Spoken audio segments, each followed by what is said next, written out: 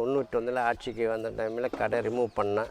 Remove பண்ணதுக்கப்புறமா என்ன பண்ணுறது எது பண்ணுறது தெரியாது. நேரடியாக அம்மா வீட்டுக்கு போய் அம்மாவை சந்தித்து அம்மாக்கிட்ட இந்த மாதிரி விஷயத்தெல்லாம் சொன்னேன்.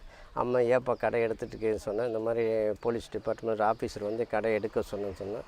உடனே அம்மா அவரை கூப்பிட்டுட்டு உடனே இந்த கடையெல்லாம் ரிமூவ் பண்ணக்கூடாது, அவனை அங்கேயே வச்சுக்கிட்டோம், எந்த ஒரு டிஸ்டர்பும் பண்ணக்கூடாது அப்படி சொன்ன உடனே அவர் எந்த பிரச்சனையும் எனக்கு பண்ணல. அப்படியே 2002 வரைக்கும் நான் வியாபாரம் பண்ணிக்கிட்டே இருந்தது. 2002 அம்மா மறுபடியும் மீண்டும் பதவி வந்த டைமில் கார்ப்பரேஷன் டிபார்ட்மெண்ட்னு என்னுடைய கடை ரிமூவ் பண்ணால் நீ போக்குவரத்து வழியில் இருக்குது, கடை போக்குவரத்துக்கு இடைஞ்சலாக இருக்க சொல்லி கடை ரிமூவ் பண்ண சொன்னேன். கடை ரிமூவ் பண்ணி வச்சுட்டேன். உடனே அன்றைக்கி மறுநாள் அம்மா கோட்டைக்கு கையெழுத்து போட போகிற டைமில் கையெழுத்து போட போகிற டைமில் நான் கையெடுத்து கும்பிட்டேன் அம்மாவை.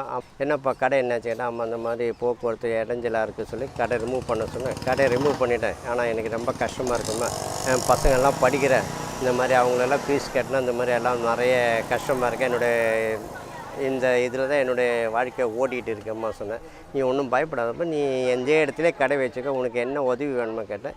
எனக்கு உதவியெல்லாம் தேவையில்லாமல் எனக்கு இங்கே கடை வச்சு வியாபாரம் பண்ணால் நான் என்னுடைய ஃபேமிலி ரன் பண்ணுறதுக்கெல்லாம் வசதி கிடைக்கும், அதனால் எனக்கு உதவி தேவையில்லாமல் எனக்கு இந்த உதவி தான் தேவை சொன்னால் உடனே அம்மா ஸ்பாட்டில் எனக்கு பர்மிஷன் கொடுத்துட்டு அன்னையிலேருந்து இன்னை வரைக்கும் நான் சந்தோஷமாக வியாபாரம் பண்ணியிருந்து நல்லபடியாகவும் இருந்துகிட்டு இருக்கேன்.